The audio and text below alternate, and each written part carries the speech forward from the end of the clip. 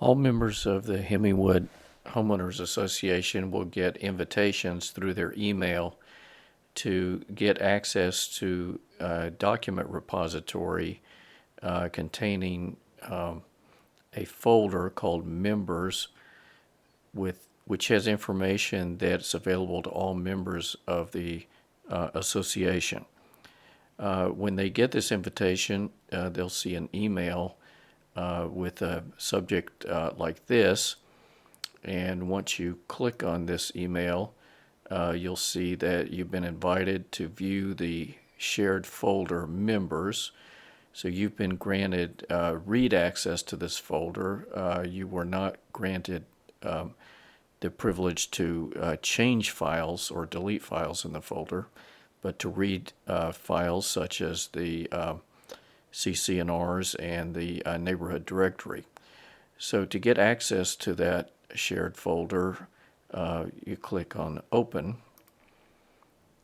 and your browser will open the folders, the subfolders that are underneath the members area. And these subfolders include documents, which gets you into the neighborhood directory and other things, CCNRs, financial statements, information about upcoming homeowners meeting, information about projects and needs to do items for the neighborhood, and then information about surrounding developments. You can navigate these folders using your browser. So if you were to double click on Docs, you'll see there's an archive, there's the bylaws PDF file, CCNRs, and the neighborhood directory. And if you double click on the neighborhood directory, you'll get a version of it that's not so easy to read because it's got a blue background, but you can click the download button and download that to your system. And then once that is downloaded, you can open the file using a PDF viewer such as Adobe Acrobat Reader.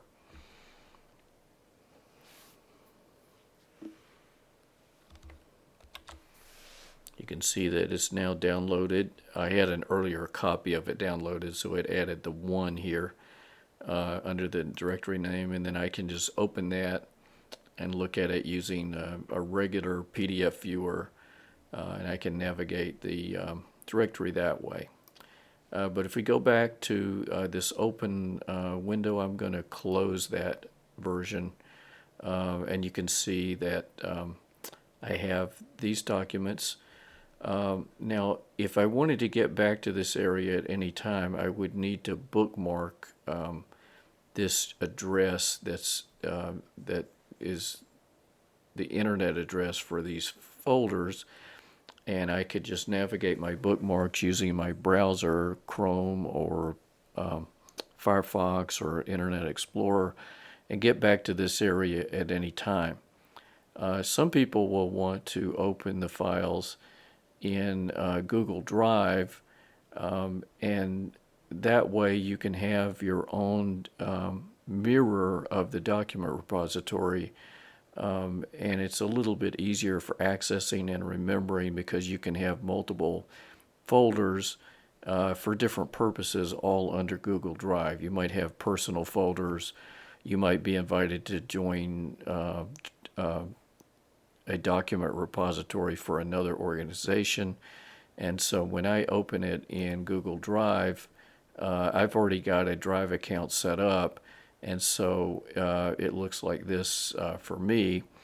And I can get back to Google Drive at any point by going to drive.google.com and logging in to my Drive account, my Google account, and that will get me access to my Google Drive, which will have copies of the things that were just shared for you.